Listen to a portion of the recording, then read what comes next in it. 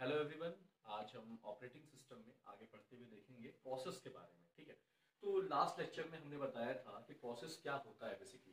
तो आपने देखा होगा, मैंने बताया था कि a job in execution is termed as process. ठीक है, ये चीज हम डिस्कस कर चुके हैं कि जॉब जो भी एग्जीक्यूशन में हो उसे हम कहेंगे प्रोसेस।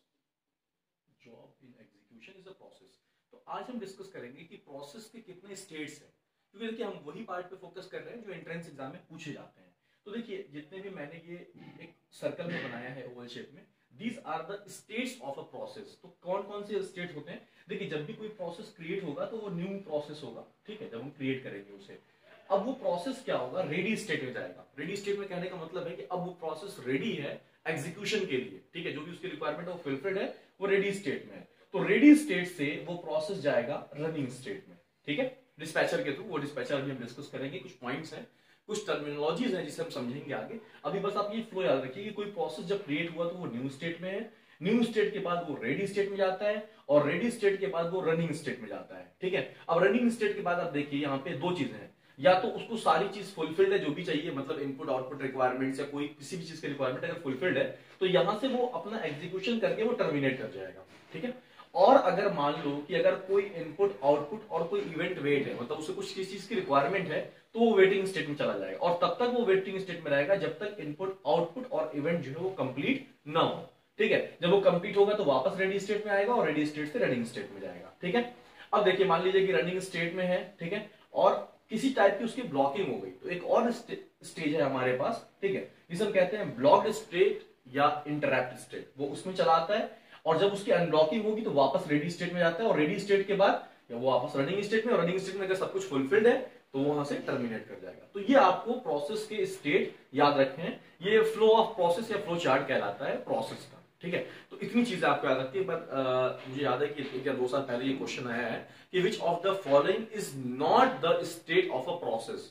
तो इनमें से मतलब न्यू, रेडी, रनिंग, वेट, अब ब्लॉक के अलावा अगर जो ऑप्शन आएगा वही आपका ऑप्शन होगा। तो ये आपको पता होना चाहिए कि these are the stages of the process. ठीक है, अब देखिए इस तरफ क्या है, मैंने कुछ टर्मिनोलॉजीज लिखी है, जो टर्मिनोलॉजीज को आपको समझना जरूरी है। तो सबसे पहले मैं लिखा है डिस्पैचर। तो देखिए डिस्पैचर जो है वो एक मॉड्यूल है, ठीक है, जो सीपीयू को कंट्रोल को, मतलब सीपीयू कौन से प्रोसेस को लेगा, ठीक है, वो चेंज करता है बेसिकली। मान लीजिए कोई एक प्रोसेस जो है अभी सीपीयू में रन कर रहा है, ठीक है, तो डिस्पैचर का काम है कि उस प्रोसेस को स्टॉप करके और उसके स्टेट को सेव करेंगे, किस स्टेट में स्टॉप किया है, और फिर दूसरे प्रोसेस को हम मौका दें एग्जीक्यूट करने के लिए सीपीयू में, तो उसे हम कहते हैं डिस्पैचर। ठीक है, दूसरा टर्म जो हमने लिखा है वो लिखा है डिस्पैच लेटेंसी। तो देखिए लेटेंसी बेसिकली ये टाइम से रिलेटेड है। तो डिस्पैच लेटेंसी कहने का मतलब है कि हमारे पास वो टाइम जिसमें हम एक प्रोसेस को स्टॉप करके सीपीयू से दूसरे प्रोसेस को हम मौका दे रहे हैं एग्जीक्यूट करने के लिए, तो वो जो टाइम ड्यूरेशन होता है उस टाइम ड्यूरेशन को हम कहते हैं डिस्पैच लेटेंसी। ठीक है, उसके बाद देखिए जो अगला टर्म है वो है कॉन्टेक्स्ट स्विच। तो कॉन्टेक्स्ट स्विच का मतलब होता है कि सीपीयू से, ठीक है, हम प्रोसेस को निकालें और दूसरे प्रोसेस को मौका दें। देखिए स्विचिंग हो रही है, एक प्रोसेस से हमने जो है सीपीयू छीना और दूसरे प्रोसेस को मौका दिया। ठीक है, तो इसमें हम कहते हैं इसी चीज को कॉन्टेक्स्ट स्विचिंग। ये टेक्नोलॉजी याद रखनी है बस आपको। अब देखिए एक इंपॉर्टेंट है, दैट इज कॉल्ड शेड्यूलर्स, क्योंकि शेड्यूलर डिसाइड करता है कि कौन सा प्रोसेस कब आएगा, ठीक है, किस प्रोसेस को हम मौका देंगे सीपीयू को। तो देखिए इसमें भी डिफरेंट 3 टाइप्स के हमारे पास शेड्यूलर हैं।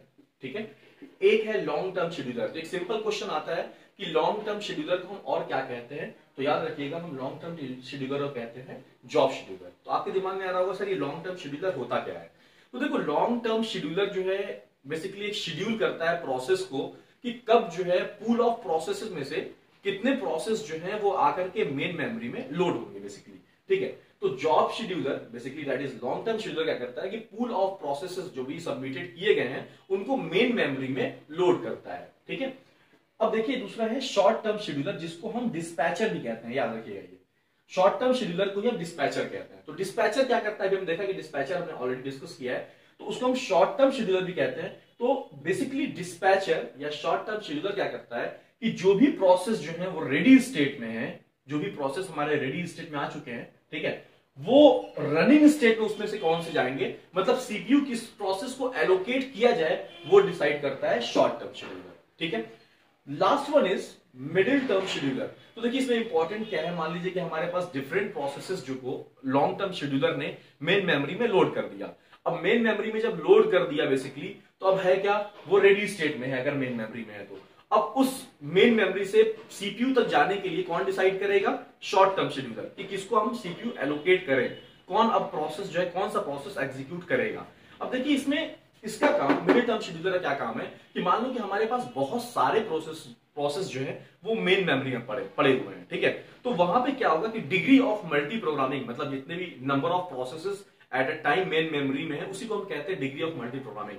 तो बहुत ज्यादा होंगे तो डिग्री ऑफ मल्टी प्रोग्रामिंग जो है बहुत ज्यादा होगी और मेमोरी की एफिशिएंसी जो है वो कम हो जाएगी, ठीक है। और ऑपरेटिंग सिस्टम का ये काम तो होता नहीं है, हमने बेसिकली ऑपरेटिंग सिस्टम इसीलिए इंट्रोड्यूस के शुरू में बताया था कि ये एफिशिएंसी बढ़ाता है। तो एफिशिएंसी बढ़ाने के लिए सारे टर्म्स हम पढ़ रहे हैं। तो मिडिल टर्म शेड्यूलर का काम है ये डिग्री ऑफ मल्टी प्रोग्रामिंग को रेड्यूस करता है।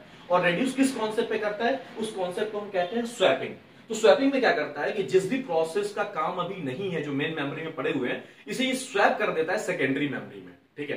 तो जब सेकेंडरी मेमोरी में वो स्वैप कर देगा तो मेन मेमोरी में नंबर ऑफ प्रोसेस जो है वो कम हो जाएंगे, रेड्यूस हो जाएंगे बेसिकली, ठीक है। उसकी एफिशिएंसी जो है वो बढ़ जाएगी, ठीक है। तो ये बेसिकली प्रोसेस के जो है हमने स्टेट्स डिस्कस किए और ये कुछ टर्म्स डिस्कस किए हैं जो इंपॉर्टेंट थे। अब जो है हम जो नेक्स्ट वीडियो में जो हम डिस्कस करेंगे वो डिस्कस करेंगे शेड्यूलिंग एल्गोरिथम जो है कौन कौन से हैं, ठीक है। और जो है उसमें हम जो है अलग अलग हमारे मेथड हैं, ठीक है, जिससे एफिशिएंसी को हम बढ़ा सकते हैं। Thank you very much.